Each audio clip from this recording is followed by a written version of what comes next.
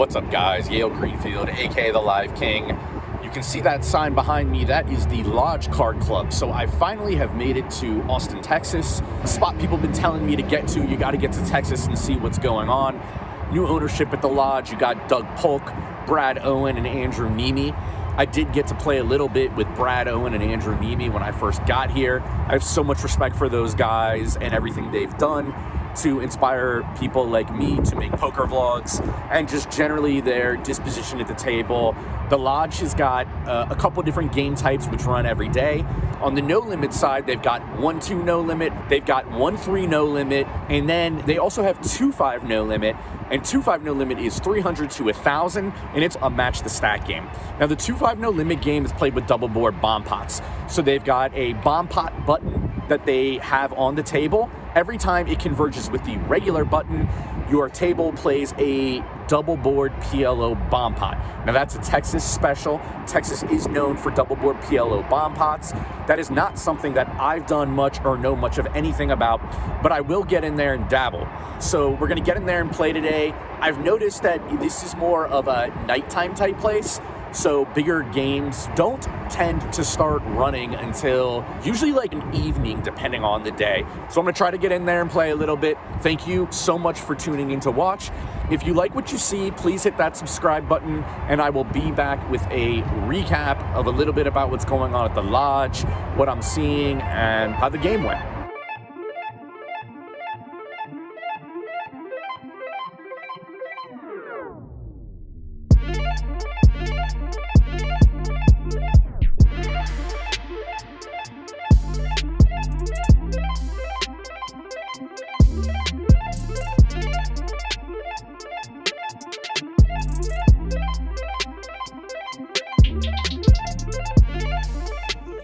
Straight into it here at the Lodge Mahal, and Under the Gun opens at $25. I'm in middle position with Queen Jack of Hearts and raise it up to 80. The cutoff puts in the cold call here. Call's 80. And Under the Gun puts in the call as well. So three of us are going to take a flop. And I'm going to do my best Doug Polk impersonation pre-flop here. I think calling, raising, or folding would be okay at some frequency. Flop is 5-4-2 rainbow, so it's not a flop that's really going to hit anybody. Under the Gun does check. 100. And I bet 100. Cutoff puts in the call, and I'm not feeling great about this. And Under the Gun calls 2. So 3 of us to the turn, and not too exciting, but we do pick up a flush draw on the turn when the 7 of hearts drops, and Under the Gun checks. And I think here, I'm just so low in range pre-flop, so low in range flop. And when I get a turn this good, I can pressure a lot of their hands. So I bet $300. And I'm really trying to fold out hands like pocket 8s, pocket 9s, even pocket 10s. And I do have some equity to hit a flush draw, or maybe even a queen or a jack that could be live. I think since the opponents haven't really raised to this point, that's good. And they both fold, and we get a nice double barrel bluff through. I'm in the 2-5 no limit game now, and I peel 2 kings and cutoff. Under the Gun limps, and I go ahead and make it 25 to go. Button does call, and the small blind and aggressive player off of about a $900 stack makes it $125. Under the Gun puts in the cold call. And I think here, when I see this, some alarm bells are going off, because a lot of recreational players still do use the Under the Gun limp strategy with very, very strong hands, looking to limp re-raise you. You don't see it as much as you did, say, 10 years ago, but the play is certainly still around. And when he cold calls $125, it makes me think he might have been planning to do that, and now he doesn't know what to do, but that his hand is extremely strong. Raise. But my hand is way too good. I go ahead and raise it up to 525. Button gets out of the way. Small blind gets out of the way. And now it's back on the Under the Gun player. So he's been in the tank for quite some time here. I have no idea. And he does go ahead and finally put in the call. Flop is Jack 8-3 rainbow. He goes ahead and checks. And I bet $350. Looking at this board, The main types of hands that I think he could have that would ever hit him here are like ace-jack suited and pocket jacks. Outside of that, I don't think he's gonna have anything that hits this board too frequently. Of course, he can have hands like pocket tens, pocket queens, ace-king suited, and I don't mind if any of those hands call a bet here. If he's got jacks, it just is what it is. We're gonna be in a lot of trouble in this hand. And under the gun puts in the call. Turn is a 4 of hearts. So we do not have a heart in hand, so hands like ace-king and ace-queen of hearts maybe turn to flush draw. Under the gun checks it to us. 1905 in the middle. I think the options are extremely limited here. All in. And I go all in for his 1200 total. And I think the key here is that the way the pre-flop and flop bet is set up, we basically have to shove every single turn with 1200 behind and 1900 in the middle. But when he goes to the tank, I'm realizing that I always have the best hand, and that is an incredible feeling. Clock on 6. Wait, I gave an extra 2 minutes more. Yeah. No, you're good. I took plenty of time. Don't worry about it. All right, my man. You're gonna have 30 seconds, okay? I'll give you a 10-second warning, 5-second countdown. A lot of the time when the clock gets called, it's just a prelude to somebody folding. 10 seconds. 5. And it's a buzzer beater, he puts in the call. River pairs the 4, we show, and he quickly mucks. So we fade what were probably bad cards, jack, queen, ace, and win a huge $4,300 pot here. Not making the walk. This next hand is a Texas special, so get ready. It's a $25 PLO double board bomb pot. And this is a Texas feature. If you play anywhere in Texas, whether it's Hold'em games or PLO games, you're gonna play double board PLO bomb pots. Now, I don't know a lot about these, and I'm not very good on the strategy, but I'm gonna get in there and gamble and fire with everybody and try to feel my way through these pots. I peel the king, 8 deuce, and I am suited once in clubs. 7 players. Flop comes queen 3-6 rainbow on one board, king 5-5 for top full, and I go ahead and check. 25. Middle position bets 25. There's another middle position call. Late position raises to $75. I just call the 75 here. And middle position calls as well. The other middle position player who called the 25 folds, and 3 of us are gonna hit this turn. Top board brings an ace, and bottom board brings a queen. I go ahead and check again. 300. And middle position now bets $300. So again, my hand is very strong on the top board, but on the bottom board, it's not great. Late position calls, and I go ahead and just put in the call. At this point, I'm really just playing for one board, and that is gonna result in a split pot often, because you have to win on both boards to drag the whole pot. If you don't, then you just get half the pot. I feel like this is gonna be a split pot the majority of the time. River's an 8 on the bottom board and a 7 on the top board, and I go ahead and check one more time. All in. But middle position really likes his hand. He's gonna go all in for $399. Late position calls, and I don't really have much of a choice here. I'm playing for one board basically always, but my hand's too good, I call. King 5-7. I missed That's no good. Late position's got king 5, so I cooled him off. And middle position has just a 5. Nobody was playing the bottom board. I think did I win both? Yep. King's up? And king's full on the bottom. You see on showdowns, especially multi-way here, it gets very confusing. But nobody had any piece of the board with 2 queens on it, and I'm totally elated because this turns into a scoop for me. Everything's gone our way so far in this session. This hand is 2-5-10, so the straddle's on, and I peel ace-9 of clubs in small blind. There's a late position limp, and the button makes it $45 trying to isolate. The button is pretty loose and a little bit sticky, so I go ahead and raise it to 200 with my ace-9 of clubs. I'm trying to punish him because I feel like he's just a little too loose here. Late position folds, and the button does put in the call. So we're gonna battle it out in this 3-bet pot. And the flop comes queen 8-7 rainbow. one of our suit. I go ahead and bet 130, and generally for this size, I don't think the button's going to give up a ton, but we're going to get some options up the road. And he does put in the call. The turn's a 6, so we now have an open-ended straight draw, and we have an emergency ace out potentially. I've decided I'm going to double barrel bluff here, and I'm just trying to decide what size.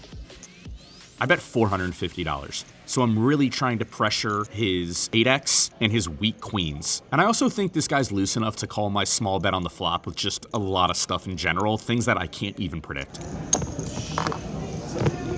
Sorry guys. Thank you. Some drunk guy is throwing chips at the dealer from another table in the middle of the button's decision here. Kind of an amusing LOL poker thing. Never know what's gonna happen in the live poker scene. All right, tight fold. Button announces tight fold, and we win with this ace-9 bluff. Under the gun opens the 35 in this one, and we peel 2 kings in the hijack, a familiar friend from earlier. I go ahead and make it 115 to go.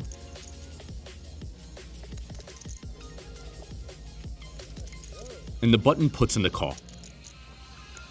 He's about 3,000 deep, so the action's back on under the gun. And this is the type of spot where, with the cold caller in there, these younger, aggressive type players, which this guy is, he's from Manhattan, he's got a little bit of flair to his game, might put in a 4-bet, and it might not only represent aces. They can have other good hands too. So he goes ahead and 4-bets to $400. Action back on me, and I can see that under the gun has approximately $1,200 behind his 400. So I'm trying to find a size that makes sense here. I'll make 1,000 total. And my gut tells me 1,000 is going to be the perfect number here. So that's what I choose.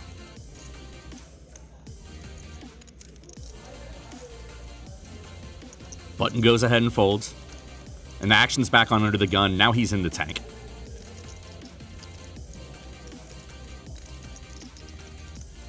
So of course, I think I'm good at this point. He's actually thinking about what he wants to do.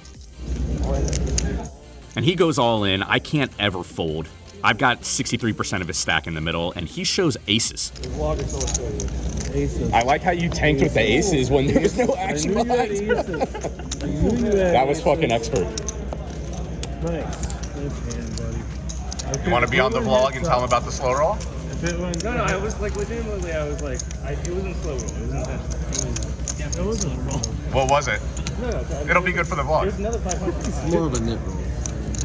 More of a nit roll is classified. So the table debates if it's a slow roll or nit roll, but either way, it's certainly one of the two. You gotta watch out for these kids. You never know what they're gonna do.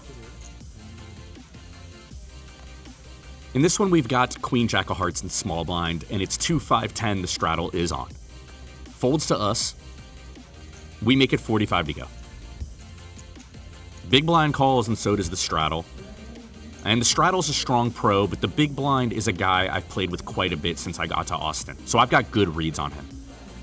Flop is ace-10, 7-2 clubs, so not much help to us. We've got a gut shot straight draw. But sometimes in these configurations, I'm gonna bluff and see what the players tell me.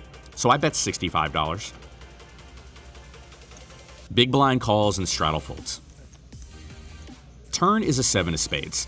And I don't think the big blind has much 7x here. He's kind of tight and kind of passive, and I just don't see much 7 in range for him. I think he can have weak aces, club draws, and occasionally a 10. So given those ideas, I decide to pressure his holdings with a bet of 165. It really kills my hand. 10 with a flush draw. He claims to folded a 10 with a flush draw. So a bluff gets through again for us.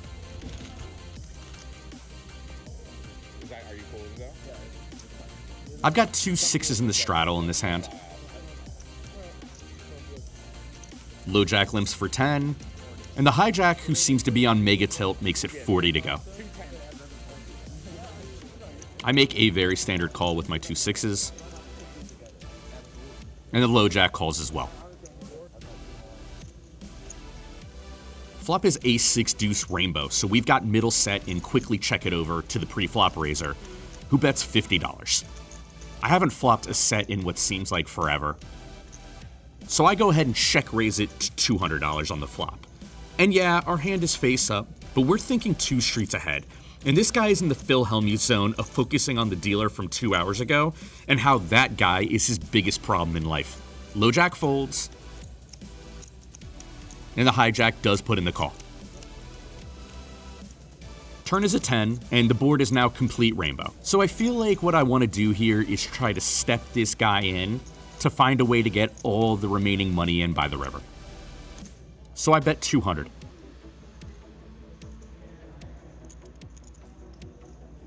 And the hijack calls.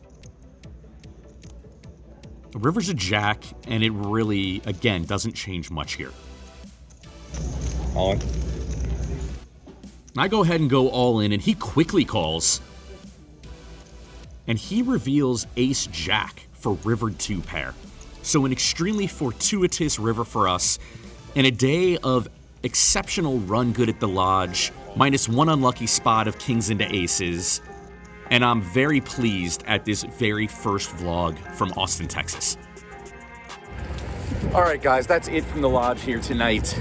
Pretty tired. Was trying to get in there and catch a little more content, but I just ran out of gas. Played about 8 hours total. One of the things I just like to note is if you play 2-5 or 2-5 plus, if you're gonna come to Austin, these double board bomb pots really slow the game down, like tremendously. And I think that they are super value.